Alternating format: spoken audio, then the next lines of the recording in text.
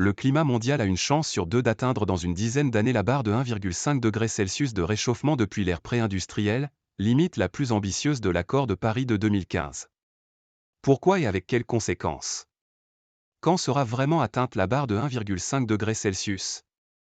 Le GIEC, qui rassemble les experts du climat mandatés par l'ONU, affirme que les années 2011 à 2020 ont été environ 1,1 degré Celsius plus chaudes que sur la période 1850 à 1900, avant l'effet des émissions de gaz à effet de serre de la révolution industrielle. Mais avec le réchauffement continu et des modélisations, la communauté scientifique retient en général que le climat actuel est déjà 1,2 degré Celsius plus chaud. Pour la première fois, la barre de 1,5 degré Celsius vient d'être franchie sur 12 mois. Mais cette mesure doit être atteinte en moyenne sur au moins 20 ou 30 ans pour être considérée comme une norme climatique.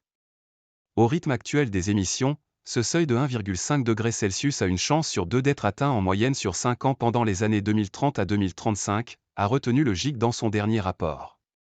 Certaines régions du monde ont déjà atteint un réchauffement durable de 1,5 degré Celsius, c'est le cas de la France, plus 1,7 degré Celsius, dans une Europe qui se réchauffe 2 fois plus vite que la moyenne mondiale. En Australie, le Bureau de météorologie a annoncé jeudi que le climat local s'est réchauffé d'environ 1,5 degré Celsius depuis le début des mesures nationales en 1910.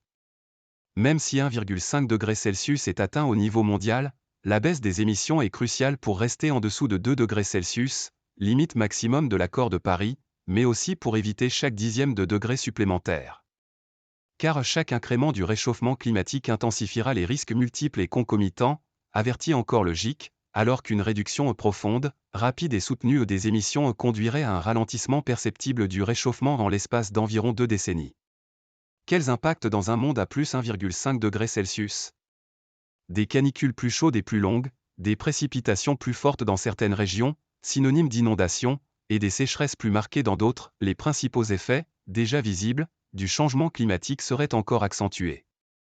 Les extrêmes de chaleur, aux latitudes moyennes, Amérique du Nord, Europe, Asie centrale et Chine, y seraient en moyenne 3 degrés Celsius plus chaudes, estimait le GIEC en 2018 dans un rapport spécial.